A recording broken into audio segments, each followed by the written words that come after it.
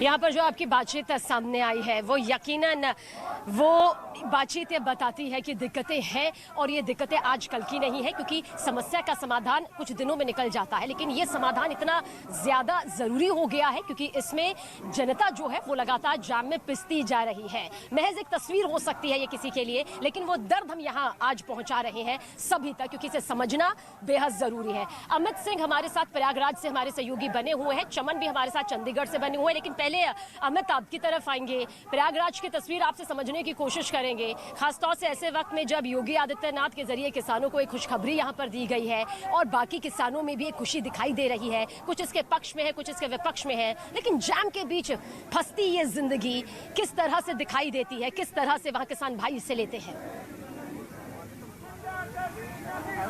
देखिए सवीना, इस वक्त मैं मौजूद हूँ प्रयागराज में और संगम तट मेरे यहाँ से महज 13 से 14 किलोमीटर की दूरी पे है और जो यहाँ के किसान हैं वो मोदी और योगी दोनों को थैंक यू कह रहे हैं। थैंक यू इसलिए कह रहे हैं ताकि जो तीनों कृषि कानून पास किया गया है उसको जल्द से जल्द इम्प्लीमेंट किया जाए, और जो थैंक यू इसलिए कह रहे हैं क्योंकि तीनों कृषि कानून पास किया गया है और इनकी आय दोगुनी होगी। मेरे साथ यहाँ पर देखिए तस्वीरों में ये सभी किसान है, प्रयागराज के किसान है, सीधे हम इनसे बातचीत करते हैं।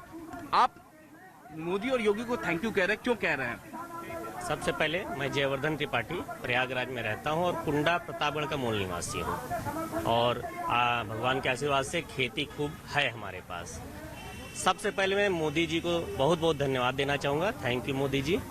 जिस तरह से किसान आंदोलन चल रहा है, एक साल में 2 सीजन प्रमुख रूप से मनाए, वैसे तो दलहन तिलहन की खेती होती रहती है। अगर कोई 10 महीने से आंदोलन कर रहा है तो उसके घर में अनाज कहाँ से आएगा, कहाँ से वो मार्केट में अनाज दे पाएगा, कहाँ से वो देश को अनाज दे पाएगा, इस पे विचार करना है। अगर ये आंदोलन सही है, किसान उसको कर रहे हैं, फिर उनकी खेती कौन कर रहा है? खेती अगर वो नहीं कर रहे हैं तो फिर वो किसान कहाँ से रह गए? सीधी सी बात है, वो वहाँ पिकनिक स्पॉट बनाए हैं वहाँ है, क्योंकि रोजमर्रा की जिंदगी में इंसान को आगे बढ़ना है और जब उनकी जिंदगी यहाँ पर रुक जाती है वो भी किसी आंदोलन की वजह से जिसका कोई समाधान निकल नहीं रहा, तो यकीनन दिक्कतें बढ़ जाती हैं। चमन पलानिया हमारे साथ चंडीगढ़ से है। चमन, बहुत जल्द आपसे चंडीगढ़ के हालात, चंडीगढ़ की स्थिति और वहाँ की राय जानना चाहेंगे।